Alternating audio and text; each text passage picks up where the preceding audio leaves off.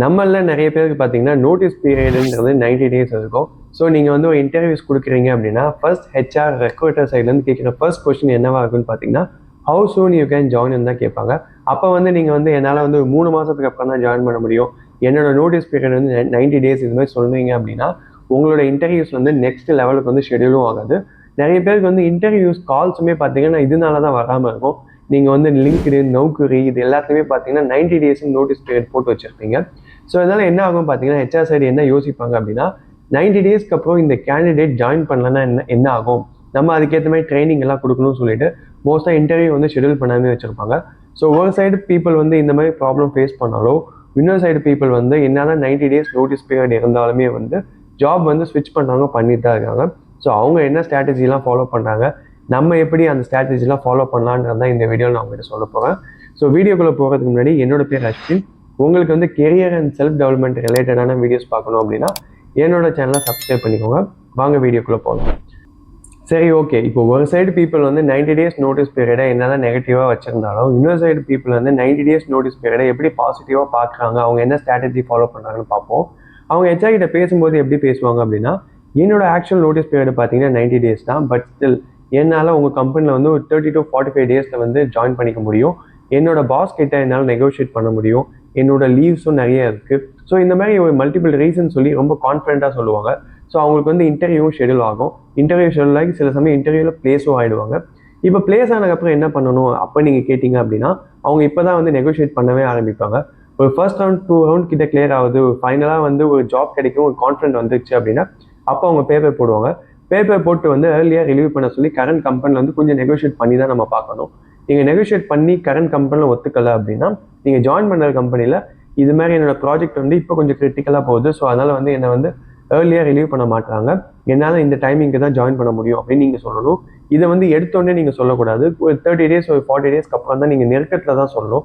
So இப்படி சொல்லும் போது என்ன ஆகும் பார்த்தீங்கன்னா ஹெச்ஆர் சைடில் வந்து இவங்க வந்து மறுபடியும் போயிட்டு மல்டிபிள் இன்டர்வியூஸ் கேண்டிடேட்ஸை கூப்பிட்டு வந்து இன்டர்வியூஸ் வச்சு மறுபடியும் அவங்களுக்கு வந்து ஆஃபர் லெட்டர் ரிலீஸ் பண்ணி இது மாதிரிலாம் பண்ணுறது ரொம்பவே கஷ்டம்.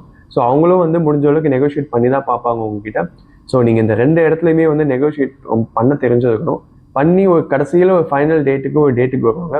90 டேஸ்ன்றது மேபி 60 டேஸாக மாறலாம். ஸோ இவங்களும் வந்து புதுசாக ஜாயின் பண்ணுற கம்பெனிலேயே வந்து இனிஷியலாக என்னன்னா 35 டேஸ் இல்லை 45 டேஸ் அக்செப்ட் பண்ணாலும் ஓகே 60 டேஸ் வந்து அவங்களும் அக்செப்ட் பண்ணி தான் ஆவாங்க. ஸோ இது மாதிரி நெகோஷியேட் பண்ணி தான் வந்து இவங்க ஜாயினும் பண்ணுவாங்க. இதுதான் first level of strategy. Second என்ன பண்ணுவாங்கன்னு பார்த்தீங்கன்னா இவங்க வந்து ஃபர்ஸ்ட் இவங்களுக்கு டிசையர்டு கம்பெனிஸ் ஒரு லிஸ்ட்டை எடுத்து வச்சுப்பாங்க. இன்னொரு சைடு வந்து ஓகே அது வந்து அதர் ஸ்டேட்டில் இருக்கலாம், அதர் சிட்டியில் இருக்கலாம், இந்த டிசையர்டு கம்பெனிஸில் எனக்கு வேலை கிடைக்கல அப்படின்னா நான் வந்து இந்த கம்பெனிஸில் போய் இன்டர்வியூ அட்டன் பண்ணி இங்கே ஜாப் வாங்கிப்பேன் அப்படின்னு சில கம்பெனிஸ் எடுத்து வச்சுருப்பாங்க. ஸோ 90 டேஸ் நோட்டீஸ் பீரியடில் இருக்கும்போது ஃபர்ஸ்ட் நீங்கள் அப்ளை பண்ண வேண்டியது வந்து உங்களுக்கு பிடிச்ச கம்பெனியை பண்ணக்கூடாது, உங்களுக்கு வந்து கடைசி ஆப்ஷனாக வச்சுருக்கீங்க அந்த கம்பெனியில் தான் இன்டர்வியூஸ் நீங்கள் ஃபஸ்ட்டு அப்ளை பண்ணணும். ஸோ நம்மளோட மோட்டிவ் எப்படி இருக்குன்னு பார்த்தீங்கன்னா எப்படியாவது ஒரு ஆஃபர் லெட்டராக நம்ம வாங்கிடணும். ஒரு ஆஃபர் லெட்டர் வந்துச்சு அப்படின்னா உங்களுக்கு ஒரு கான்ஃபிடன்ட் லெவல் வரும். நீங்கள் எடுத்தோடனே போய் புதுசாக உங்களுக்கு பிடிச்ச கம்பெனியில் நீங்கள் போய் இன்டர்வியூ அப்ளை பண்ணுறீங்க அப்படின்னா இந்த 90 டேஸ் நோட்டீஸ் பீரியட் வந்து ரிஜெக்ட் பண்ணலாம். இல்லை வந்து ஒரு இன்டர்வியூ ஃபஸ்ட்டு நீங்கள் கொடுக்குறீங்க அப்படின்னா உங்களுக்கு வந்து பர்ஃபார்மன்ஸ் ட்ரைனிங் சரியாக இல்லாமல் இருக்கலாம்.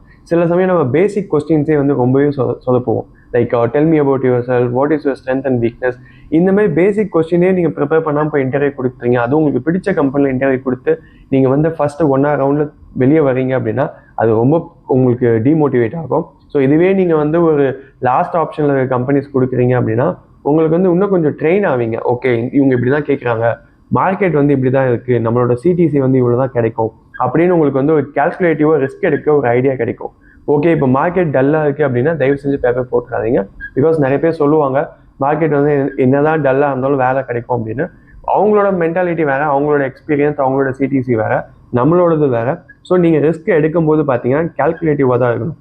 என்னால் ஒரு 1 or 2 கம்பெனிஸ்க்கு வந்து அப்ளை பண்ணாலும் கால்ஸ் வருது, ஒரு ஃபர்ஸ்ட் 2 ரவுண்ட்ஸ் கிளியர் பண்ண முடியுது அப்படின்னா கண்டிப்பாக உங்களுக்கு வந்து இன்டர்வியூக்கு ஷெடியூல் ஆகும். இன்டர்வியூ ஷெடியூல் ஆனாலும் ஜாப் கிடைக்கிறதுக்கு நிறைய வாய்ப்பு இருக்குது. ஸோ இந்த மாதிரி சமயத்தில் வந்து நீங்கள் தைரியமாக பேப்பர் போடலாம். ஸோ நான் சொன்ன மாதிரி எடுத்தோடனே உங்களுக்கு பிடிச்ச கம்பெனிஸ்க்கு போகாமல் லாஸ்ட்லேருந்து வாங்க. ஸோ லாஸ்ட்லேருந்து வந்தீங்க அப்படின்னா டெக்னிக்கல் கொஸ்டின்ஸும் சரி, சாஃப்ட் கொஸ்டின்ஸும் சரி, எப்படி அவங்க எக்ஸ்பெக்ட் பண்ணாங்க, எப்படியெல்லாம் அவங்க கேட்குறாங்கன்னு உங்களுக்கு ஒரு ஐடியா கிடைக்கும். ஸோ இந்த மாதிரி நீங்கள் ஸ்ட்ராட்டஜி ஃபாலோ பண்ணீங்க அப்படின்னா என்னதான் 90 டேஸ் நோட்டீஸ் பீரியட் இருந்தாலும் உங்களுக்கு வந்து வேலை கிடைக்கிறதுக்கு நிறைய வாய்ப்பு இருக்குது.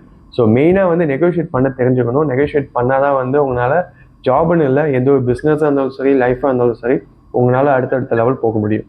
ஸோ கண்டிப்பாக இந்த வீடியோ உங்களுக்கு ஹெல்ப்ஃபுல்லாக இருக்கும்னு நம்புகிறேன். மறுபடியும் நல்ல யூஸ்ஃபுல்லான வீடியோவில் பார்ப்போம். Thank you, by.